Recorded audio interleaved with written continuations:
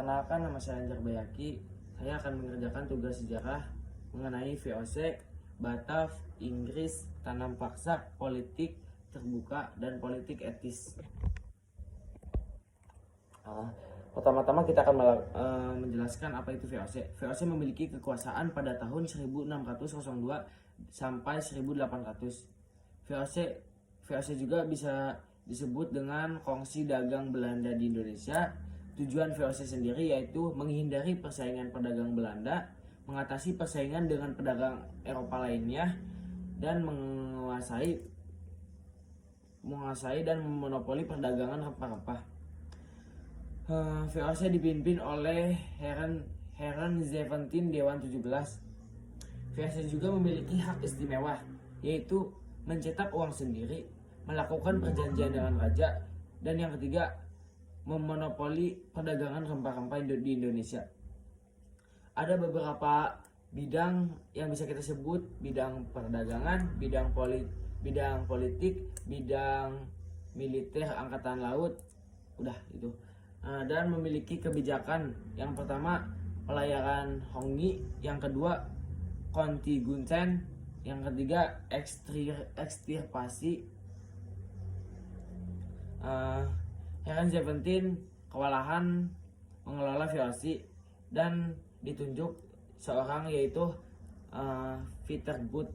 Viterbut ini melakukan empat perencanaan, yaitu membangun pos perdagangan di Ambon dan di Maluku, membuat perjanjian, yang ketiga memasuki wilayah Yogyakarta, dan yang keempat membeli tanah di Yogyakarta.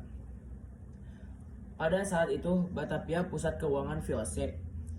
Di Batavia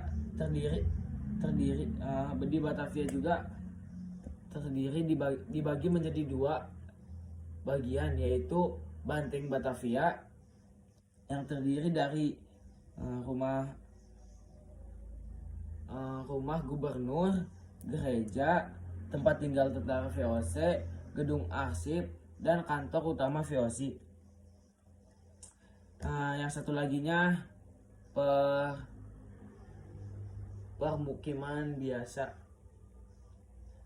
Kemudian VOC bangkrut karena terlilit hutang. Kemudian VOC juga dibubarkan pada tanggal 2 Desember tahun 1799. Lalu yang kedua ada perkembangan Batavia. Pada tahun 1795 Prancis menyerbu Belanda. Kaum patriot sendiri ingin Belanda menjadi sebuah negara yang kesatuan. Lalu Raja Willem pergi ke Inggris karena Prancis menyerbu Belanda. Raja Willem pun pergi ke Inggris dan Belanda pun berhasil dikuasai oleh Prancis. Di Belanda, Prancis membuat pemerintahan Batavia yang baru yang dipimpin oleh Louis Napoleon. Kemudian Raja Willem V mengirim surat yang berisi perintah kepada Belanda agar diserahkan kepada Inggris. Lalu Inggris mengambil 3 daerah, yaitu Padang, Ambon, dan Aceh. Lalu Louis pun menunjuk Daendels menjadi gubernur jenderal. Tetapi di sini Daendels melakukan kesalahan yang sangat besar, yaitu menjual tanah-tanah ke swasta. Dan sehingga Daendels pun turun jabatan. Lalu Louis pun menunjuk Jensen, politikus Belanda. Pada tahun 1811 Jensen mulai turun ke Indonesia. Tetapi pada tanggal 26 Agustus 1811 Batavia berhasil dikuasai oleh Inggris. Lalu pasukan Jensen pun pindah ke Semarang dan meminta bantuan kepada Legion Mangkuba Negara. Kemudian di tanggal 8 September 1811 itu mengadakan perjanjian, dan Belanda pun mengakui kekalahannya atas kemenangan Inggris. Kemudian ada yang ketiga yaitu pengembangan kolonialisme Inggris di Indonesia.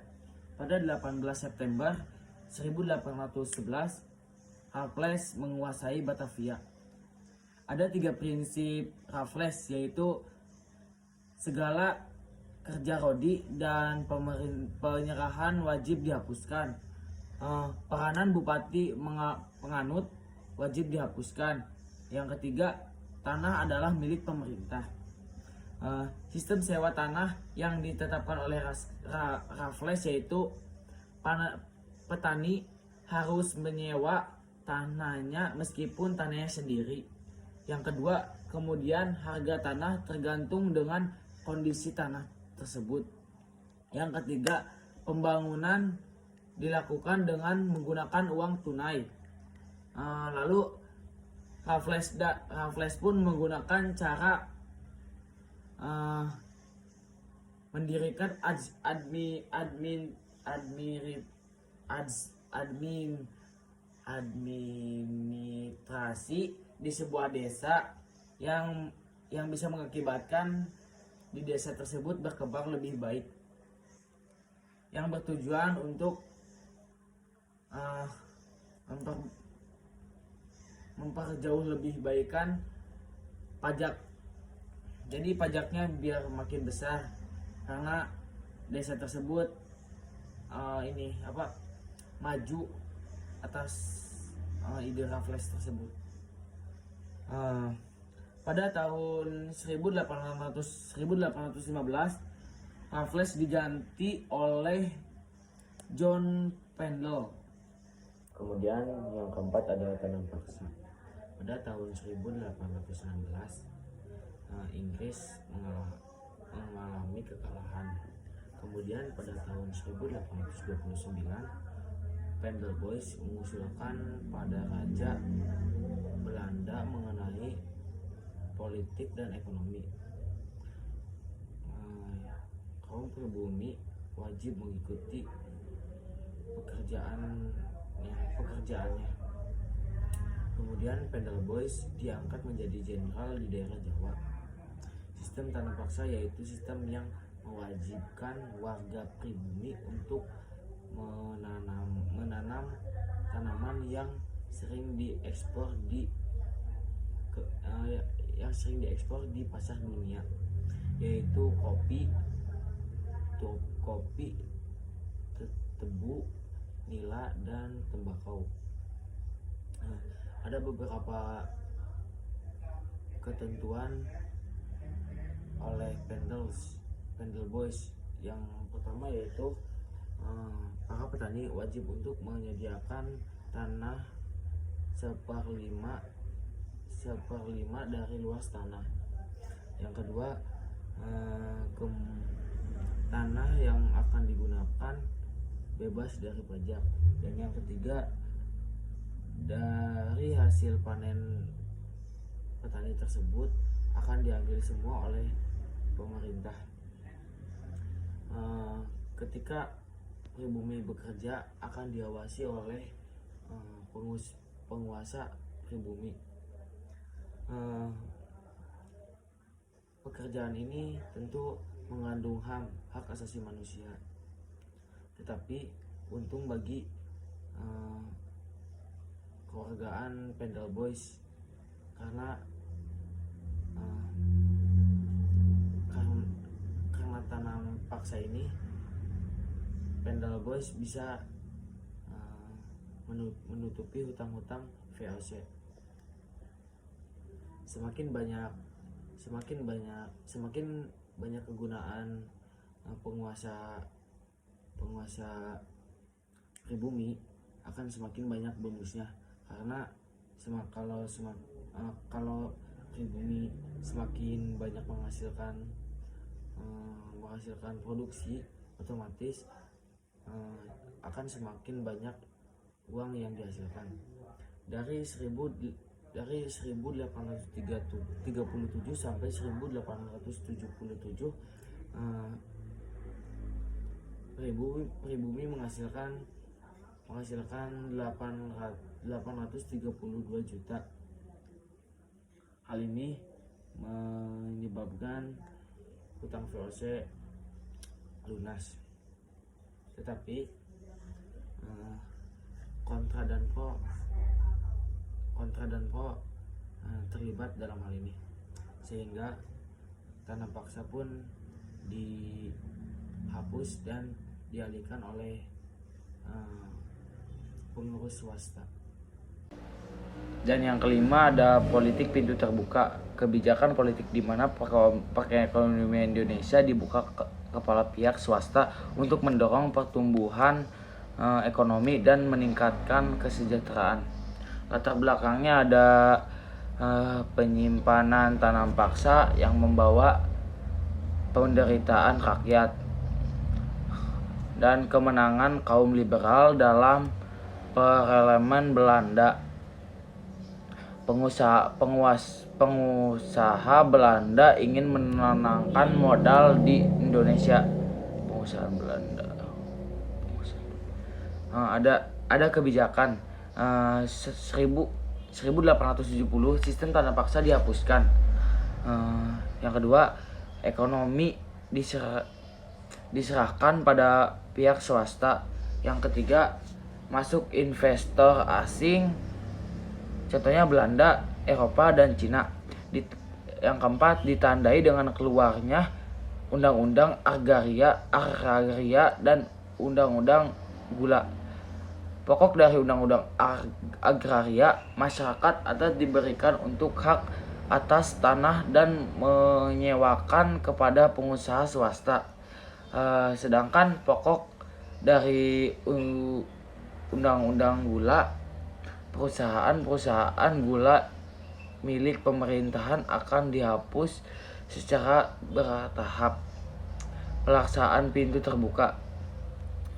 Ini nih, pelaksanaan pintu terbuka: perkebunan tebu, perkebunan tembakau, perkebunan kina, perkebunan karet, dan perkebunan kelapa sawit dan teh. Dampak pintu terbuka adalah sistem tanah paksa di Indonesia dihapuskan dan modal swasta asing mulai masuk dan ditanam di Indonesia. Penduduk hidup dalam kemiskinan. Terjadi perubahan kepemilikan tanah dan tenaga kerja. Dampak terhadap Belanda menjadi pusat perdagangan hasil dari tanah jajahan. Dan yang terakhir ada politik etis. Politik etis atau politik balas budi. Latar belakangnya adalah kemakmuran yang dialami Belanda dan kemiskinan yang menimpa Indonesia. Dicetus oleh Theodore van Deventer dan Pieter Brouwert.